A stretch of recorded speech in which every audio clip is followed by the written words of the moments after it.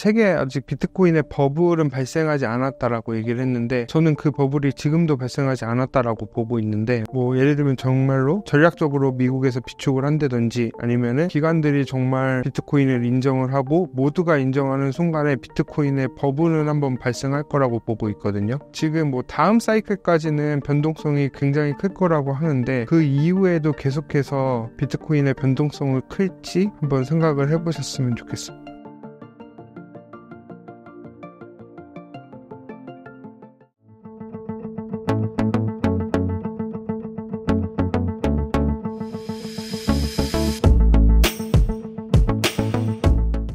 비트코인이 금의 가격을 추월할 가능성에 대해 어떻게 생각하시나요? 저는 최근 뭐 이번에 비트코인 컨퍼런스 이전까지는 약간 그래도 한 10년 안에 금의 시가총액을 추월하기는 쉽지 않지 않나라고 보고 있었는데, 만약에 정말로 뭐 트럼프 전 대통령이 당선되거나 아니면 뭐 해리스 부통령이 당선이 됐는데, 만약 정말로 미국에서 뭐 전략적으로 비축을 한다 이런 식으로 가게 되면은 기관들이 앞으로 더 많이 사게 될 거거든요. 그렇게 되면 생각보다 금보다 빠르게 시가총액을 추월할 가능성도 있다라고는 보고는 있는데, 하지만 그 단계까지 올라가기에 많은 도전을 받기 때문에 좀 약간 아직까지는 반반 정도 확률로 보고 있는데, 그래도 예전보다는 가능성이 아예 없지는 않지 않다라고 정도로만 보고 있습니다. 전략적 비축 자산이 된다는 게 정확히 어떤 의미인가요?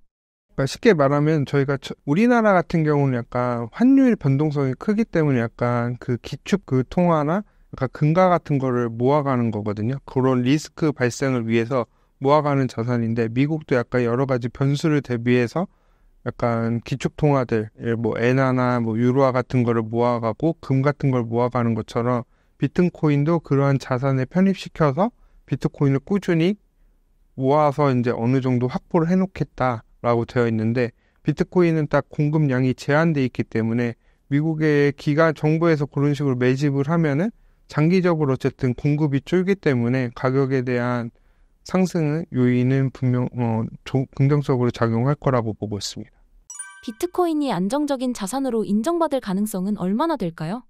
예를 들면 이제 뭐 물론 블랙록에서 현물 ETF 나오고 약간 기관들에서 ETF가 나왔는데, 요 ETF가 안정적으로 잘 흘러갈 수 있을지, 그리고 비트코인의 검증이 아직까지 비트코인에 투자했던 분들한테는 검증이 이미 끝났지만, 이제 새로 투자하시는 분이나 전통 금융시장에서는 비트코인에 대한 불신이 여전히 남아있기 때문에 요 불신을 해소하고 약간 검증이 끝마칠 때까지 좀 시간이 걸릴 거고, 그리고 제도권 편입을 하면서 규제나 여러 가지 뭐 세금 이슈도 있고 여러 가지 이슈들이 많이 나오기 때문에 그런 이슈들을 어떻게 잘 극복하고 나가는지에 따라서 비트코인의 이제 방향성도 좀 달라질 거라고 보고는 있는데, 그래도 결국에는 미국에서 어쨌든 ETF 통과했다는 것 자체가 미국의 어쨌든 달러 표시 자산으로 됐다라는 걸 의미를 하거든요, 이번에. 그렇기 때문에 저는 장기적으로 크게 비트코인의 관점에서 나쁘진 않고 오히려 긍정적으로는 보고 있다라고 생각하고 있습니다. 비트코인은 언제 가격이 안정적으로 될까요?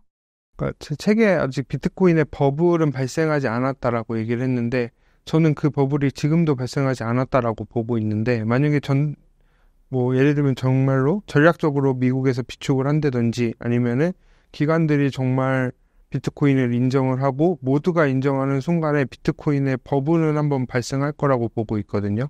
그렇기 때문에 초반에는 그런 거품이 발생할 때까지는 비트코인이 크게 상승할 거라고 보고 있는데, 만약 그런 거품이 발생하고 무너진다든지, 아니면 이제 모두가 인정해서 이제 비트코인이 가격 변동성이 없어지는 상황으로 점점 이어질 거라고 보고 있기 때문에, 지금 뭐 다음 사이클까지는 변동성이 굉장히 클 거라고 하는데, 그 이후에도 계속해서 비트코인의 변동성을 클지 한번 생각을 해보셨으면 좋겠습니다. 그러면 가격이 어느 정도 됐을 때 가격이 안정화가 될까요? 그거는 일단은 아직까지 제가 섣부르게 예측할 수가 없는 게, 기관들이 얼마라고 가격의 적정 가치를 매기냐에 따라 달라질 것 같아요. 비트코인을 뭐 10억의 가치가 있다라고 기관들이 인정을 하면은 뭐 비트코인이 뭐 20억을 갖다가 다시 평균 회귀하는 것처럼 10억으로 회귀할 가능성이 높기 때문에 그 가치가 얼마로 부여되는지가 나중에 지켜봐야 될 거라고 보고 있는데, 저는 그래도 최소한 3억에서 5억 이상은 되지 않을까. 못해도. 그리고 만약 좋게 되면은 뭐 10억 이상도 충분히 가능하다라고는 보고 있는데, 이거는 뭐 단기간에는 좀 힘들 것 같고 시간이 좀 걸릴 것 같습니다. 비트코인 시장에서 장기적인 투자 전략은 무엇인가요? 저는 앞서 말씀드렸다시피 지금부터 비트코인 몰아가는 거는 조금 높은 가격이라고 생각을 하거든요. 장기적인 관점에서는. 그렇기 때문에 지금은 이제 조금씩 투자하시다가 상승장 이후에 이제 하락장이 본격적으로 펼치게 되면은 크게 이번에 최소 50%에서 70% 이상 하락을 할 거라고 보고 있기 때문에, 그때 하락이 왔을 때부터 매집을 하는 것을 추천드리고 있습니다. 대세 하락장을 경험하지 못한 사람들을 위한 작가님의 경험 이야기가 있을까요? 일단은 저 같은 경우는 아무것도 모르는 코리니 시절이 이제 2017년도 이후 상승장 이후에 18년도에 처음 하락장이 왔을 때 한 50% 빠졌을 때까지는 그냥 그런가 보다 하고 다시 올라갈 거라는 희망이 굉장히 많았는데, 이게 점점 가면 갈수록 지치게 돼요, 사람이. 그러다가 이제 비트코인이 그렇다고 하락한다고 해서 계속 하락하는 게 아니라 반등을 주면서 데드캣 바운스를 이렇게 하락을 하거든요. 그렇기 때문에 그때 상승했을 때는 또 다시 상승할 거야 라는 희망을 갖다가 이제 점점 시간이 지날수록 이제 믿지를 않는 거죠, 하락에 대해서. 믿지 않다가 이제 결국엔 제 기억으로는 6,000달러에서 3,000달러까지 하락을 한 적이 있었거든요. 그때 하락했을 때 정말 모든 게 끝났구나 라는 생각을 하면서 모든 걸 포기하는 순간이 오는데, 그때가 항상 하락의 끝이었고, 그 이후부터 서서히 회복을 하는데, 회복도 뭐 저점 대비로는 크게 상승을 하지만 이미 고점에서 물려있는 분들한테는 거의 8, 90% 빠져있는 상태에서 10% 올라가고 뭐 30% 올라간다고 해서 뭐 수익률이 내 계좌의 잔고가 늘어나진 않거든요. 그게 그러기 때문에 항상 위에서 고점에서 사면은 별 상승장을 못 느끼는데, 반면에 이번에 2022년도 하락장에서는 제가 그 하락 끝무렵부터 사기 시작을 했거든요. 그때는 또 과거랑 다르게 상승을 체험을 해요, 몸소. 왜냐면 비트코인이 어쨌든 2배 이상씩 올라가는 경우도 많기 때문에 이렇게 비트코인의 상승을 체감할 수 있기 때문에, 항상 하락장의 좀 끝무렵에서부터 분할로 사시면 그때는 물려도 금방 회복하거든요. 한두 달만 지나도. 근데 이제 상승장에서 만약에 잘못 사셨다 그러면은 뭐 하락은 1년이지만 내 계좌를 회복하는 데는 최소 3, 4년이 걸릴 수도 있다. 그렇기 때문에 항상 높은 가격에서 지금 가격에서 사지 마시고 항상 최저점이나 이제 본인이 충분히 하락했을 때부터 매집해 간다라는 생각을 하시는 걸 추천드리고 있습니다.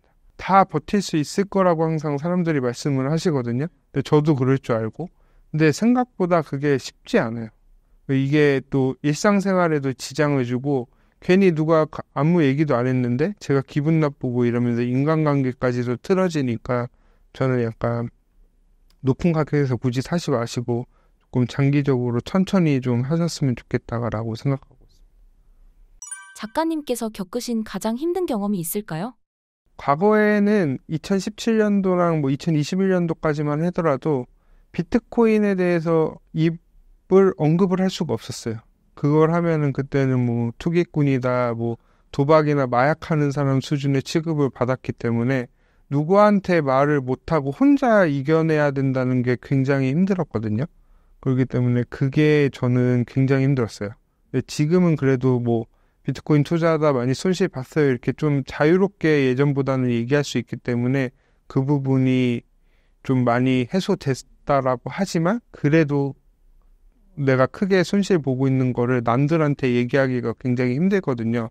그거를 혼자 이제 공감해주는 사람들도 별로 없고, 그러니까 너가 잘못해서 그런 거지 왜 그거를 우리한테 얘기하냐 라는 식으로 또 무시하는 사람들도 많기 때문에, 너 그럴 줄 알았어 막 이런 식으로 약간 비난의 말들이 되게 상처가 많이 받거든요. 그러니까 혼자서 그거 극복해 나가야 되는 게 저는 굉장히 힘들었습니다. 하락장에서 초보자분들이 많이 하는 실수가 무엇인가요? 일단은 저는 제가 개인적으로 느끼는 건, 최근에 처음에는 하락했을 땐 관심을 굉장히 많이 가지세요. 근데 나중에는 방치를 해 놓으시더라고요. 네, 그렇게 특히 알트코인 투자하신 분들이 그렇게 많이 하시거든요. 거의 95%, 99% 하니까 뭐 처음에는 내가 그냥 뭐 여윳돈으로 투자했어 하면서 이제 처음에 조금 떨어졌을 때 굉장히 슬퍼하시다가 나중에는 관심이 안 갖고 있다가 뒤늦게 올라가고 후회를 하셨거든요. 그렇기 때문에 저는 한번 만약에 정말로 투자하고 싶다라고 하면 정말 쳐다보기도 싫겠죠. 계좌가 마이너스이기 때문에. 그러지만 그럴 때일수록 오히려 관심을 갖고 이게 왜 필요한지도 한 번씩 생각해보고 저 같은 경우는 오히려 그렇게 하락이 크게 왔을 때 비트코인에 조금이라도 투자를 더 하면은 회복을 또 금방 하고 내가 생각하지 못한 이상의 수익률도 발생하고 원금 회복도 금방 하기 때문에 저 같은 경우는 하락장에서는 약간 끝까지 관심을 좀 길게 가져갔으면 하는 게 가장 좀 약간 안타깝고 보면서 제가 들었던 생각입니다. 알트코인이나 비트코인이 물리신 분들은 비트코인을 유지해야 할까요? 이미 저 같은 경우는 49,000달러까지 하락했을 때 저는 이번에 비트코인 대신 이더리움을 많이 매수를 했고 대부분 그때 이번에 30% 정도 현금화했던 거를 거의 대부분 다 그때 이더리움이나 이런 알트코인도 일부 물을 탔거든요. 그럴 때일수록 해야 되고 아직까지도 알트코인들 같은 경우는 너무 많이 빠져갖고 제가 큰 돈에 투자하라고 말씀 못 드리지만 그래도 소액 정도는 물을 타고 그렇게 해도 지금까지는 나쁘지 않은 가격이라고는 보고 있는데 대신에 이제 너무 무리해서는 지금 투자하는 거는 좀 좋지 않다라고는 보고 있습니다. 비트코인이 장기적으로 안정적인 자산으로 자리 잡을 가능성에 대해 어떻게 보시나요? 저는 뭐 이미 일단 비트코인 현물 ETF 통과되는 순간부터 장기적으로 안정적으로 갈 거라는 거는 변함이 없고요. 이제 여기서 이제 좀 더 이제 ETF 같은 게 이제 기관들이나 뭐 연기금이나 뭐 401k 같은 데서 만약에 안정적으로 매수를 하고 부자들이나 이제 약간 자산 운용사에서 포트폴리오의 비중으로 편입이 된다, 본격적으로. 그렇게 되면 안전하게 계속해서 올라갈 수 있을 거라고 보고 있고, 이미 비트코인은 ETF 통과되는 순간부터는 상승할 수밖에 없는 자산이다라고 보고 있습니다. 장기적인 관점에서 비트코인과 알트코인의 투자 전략은 무엇이 달라야 할까요? 그렇죠. 저는 지금의 알트코인들은 가격 상승 때문에 알트코인 투자하는 거는 긍정적이라고 보고 있는데 여기서 알트코인들이 몇 개나 살아남을 수 있을지 과연 의문이 들기 때문에 저는 개인적으로 알트코인을 투자는 하고는 있지만 저희 알트코인이 정말 끝까지 살아남아서 세상을 바꿀 만한 코인들이 지금 몇 개나 있을지 그리고 제가 그걸 판별할 능력이 없기 때문에 지금은 알트코인 적극적으로 투자하지는 않을 예정이고요. 하지만 이제 전통적으로 이제 기관들이나 스타트업들이 제대로 된 스타트업들이 나오면서 제2의 구글, 아마존 같은 기업들이 나올 거라고 생각을 하기 때문에 이제 나중에 이제 비트코인의 변동성이 좀 줄어들면 그때 이제 그런 코인들 위주로 좀 많이 투자해야지 좀 약간 기회가 있지 않을까라고 보고 있습니다. 본격적으로 제도권 편입이 되면 알트코인이 사라질 수 있다고 얘기하셨는데요. 이유가 있을까요? 일단은 현재까지 와있던 코인들 중에서 실생활에 제대로 사용되고 있는 코인이 거의 없어요. 거의 아니라 한 99% 이상 없다라고 보고 있기 때문에 아마 지금 상패가 안 되더라도 가격 회복을 못 할 거야. 사질 않으니까 사람들이. 하지만 이제 정말로 실물 시장에 반영을 하거나 아니면 우리 일상에 필요한 코인들이 나온다라고 생각을 하면은 그때는 정말 저희가 뭐 제2의 구글, 아마존, 뭐 테슬라 같은 엔비디아 같은 이런 기업들이 나오지 않을까라고 저는 기대를 하고 있고 그래서 책의 맨 끝에 챕터에 제가 제2의 구글, 아마존을 찾아서라고도 제가 그렇게도 한번 써놨습니다. 책에 제2의 구글과 아마존 찾는 방법에 대해서 어떻게 내용을 담으셨나요? 저 같은 경우는 비트코인 이제 제조권 되면서 이제 생태계가 점점 커질 거라고 확신을 갖고 있거든요. 그리고 이번에 특히 블랙록에서 RWA라고 이제 얘기를 하면서 실물 자산의 토큰화를 한다는 그런 얘기를 많이 했거든요. 근데 제가 예전에 ICO에 한참 빠져서 잘못된 투자를 했을 때 그 모든 것을 코인화 한다는 개념이 너무 꽂혀갖고 거기에 열중을 했었는데 저는 물론 잘못된 투자를 했지만 결국에는 그래도 이게 헛된 건 아니었구나라고 생각을 하면서 이제는 정말로 그런 코인이 세상과 연결되고 이제 우리 일상생활에 나올 코인이 나올 거다라고 생각이 들기 때문에 저는 그거에 대한 믿음은 여전히 있고, 하지만 그렇다고 해서 만약에 코인 100개가 나오면 그 중에서 살아남는 거는 10개도 안 될 거라고 생각을 하거든요. 그렇기 때문에 저는 만약에 다음에 만약 그런 코인들이 많이 탄생을 하게 되면은 제대로 된 제도권에서 ICO를 본격적으로 이제 편입을 한다거나 그렇게 되면